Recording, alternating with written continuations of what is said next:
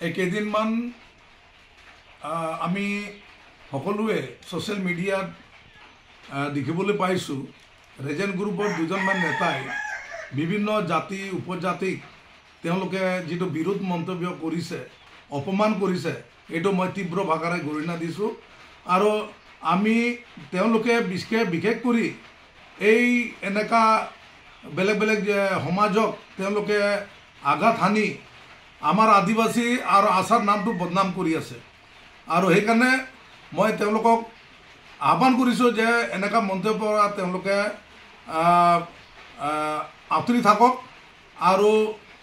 আজি আমাৰ যিটো আছাৰ ফাউণ্ডাৰ প্ৰেচিডেণ্ট তথা আদিবাসী জাতীয় পিতা জাষ্টিন লাকৰা আৰু ফাউণ্ডাৰ জেনেৰেল ছেক্ৰেটাৰী জোচেফ মিঞ্জৰ সময়তো এনেকা আমি কোনোদিন বেলেগ আমাৰ বেলেগ সমাজ জাতি উপজাতিক আমি মানে কাকো তেনেকা এনেকা বিৰোধ মন্তব্য কৰি আঘাত হানিবলৈ আঘাত কৰিবলৈ আমি দেখা নাই আৰু ময়ো ৰাফেল কুজুৰ মই 2 টাৰ্ম প্ৰেচিডেণ্ট হৈও মোৰ সময়তো আমি এনেকা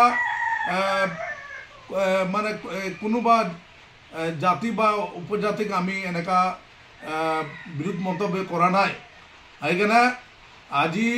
আমি সকলোৱে আদিবাসী চাহ জনগোষ্ঠী হয় 108টা জাতি উপজাতি আমি আছোঁ আৰু আগত আমি যেনেকা একত্ৰিত হৈ আছোঁ এতিয়াও আমাৰ একতাটো আছে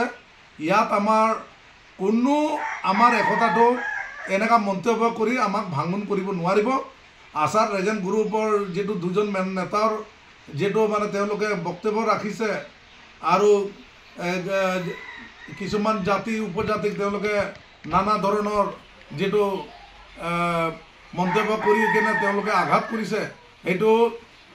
অতি শীঘ্ৰে বন্ধ কৰিব লাগে আৰু এইটো তেওঁলোকৰ কথাবোৰ কাণ দিব নালাগে আমি আদিবাসী চাহ জনগোষ্ঠী 108টা